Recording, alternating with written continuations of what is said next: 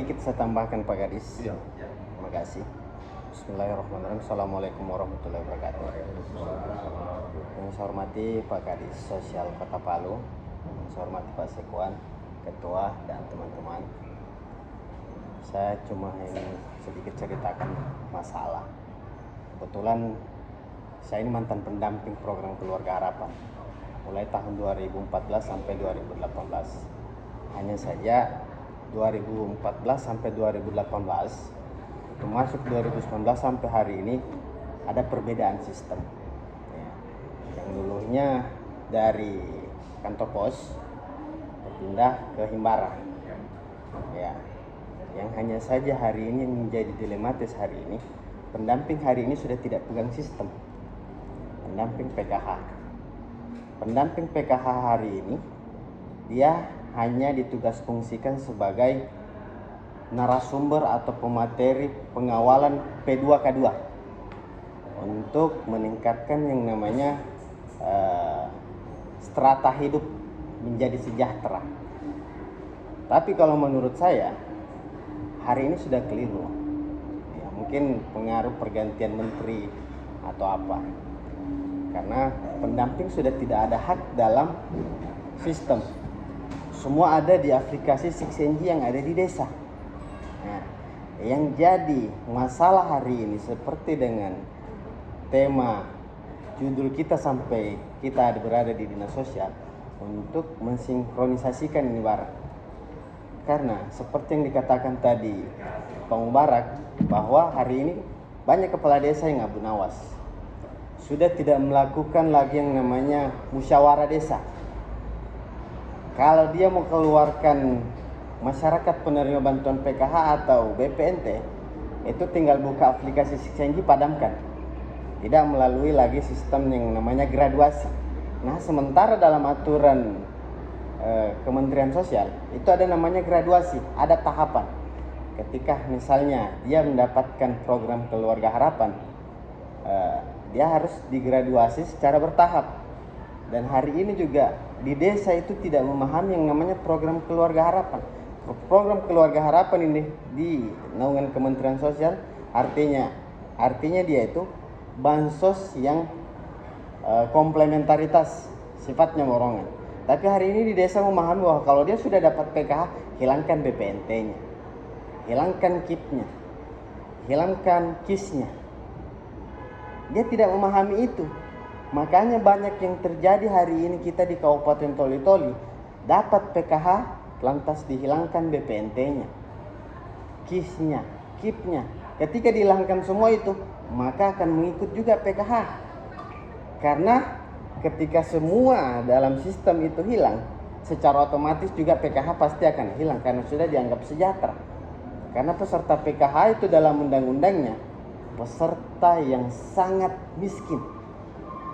Bukan yang miskin, peserta yang sangat miskin. Tapi kalau dia masih penerima BPNT, KIP, tapi tidak mendapatkan PK, dia hanya dikategorikan masyarakat miskin. Tidak ada sangatnya. Makanya hari ini yang kita mau carikan solusi. Apakah di dinas sosial hari ini operatornya satu pintu atau banyak pintu? Karena di Kabupaten Toli-Toli banyak pintu. Ada namanya operator PKH, ada namanya operator BPNT. Terus ada juga operator KIP yang sama dengan KIS. Dan dia juga menitipkan aplikasinya di masing-masing desa yang dimaksud 6NG, Sistem Informasi Kesejahteraan Sosial Next Generation. Nah, hari ini yang kacau melewati aplikasi 6NG yang ada di desa karena seenak-enaknya saja. Makanya itu yang kita mencarikan solusi. Apakah solusi apa yang harus dicarikan? Apakah ada sanksi atau apa segala macam? Itu yang kita mencarikan solusi supaya data ini sinkron antara Dukcapil Sosial dengan BPJS. Karena begini Pak Kadis, masalahnya juga pendamping menyampaikan ke masyarakat penerima bantuan program Keluarga Harapan yang ibu ini baru-baru melahirkan. dan harus ditambahkan untuk bisa mendapatkan bantuan tambahan lagi sebagai kategori paskes. Ya, begitu ditambahkan anaknya, tiba-tiba hilang di dinas sosial. Tidak muncul bantuan dalam bentuk SPM, surat perintah membayar. Nah, begitu cukup 1 tahun kemudian muncul lagi. Begitu lagi masuk lagi tahap kedua, hilang lagi. Apalagi sekarang kan sistemnya sudah berubah. Perubahannya itu kan dulunya kan per triwulan, sekarang kan per 2 bulan terima masuk. Ada yang masuk tahap pertama, tahap kedua lagi tidak masuk lagi tahap ketiga, tahap keempat lagi tidak masuk. Kenapa saya ketahui semua itu? Karena hari ini saya masih masuk dalam grup nasional program Keluarga Harapan. Sampai ini saya tidak dikeluarkan.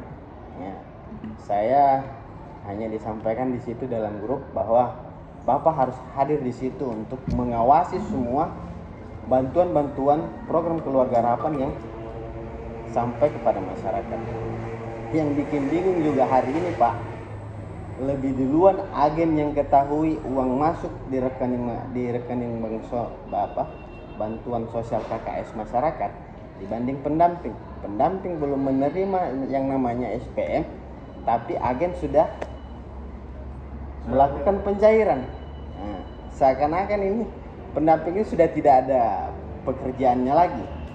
Nah, makanya hari ini kita mencarikan solusi kesimpulan apa yang harus kita ambil sehingga permasalahan ini bisa terhindar dan tidak berdampak luas kepada masyarakat.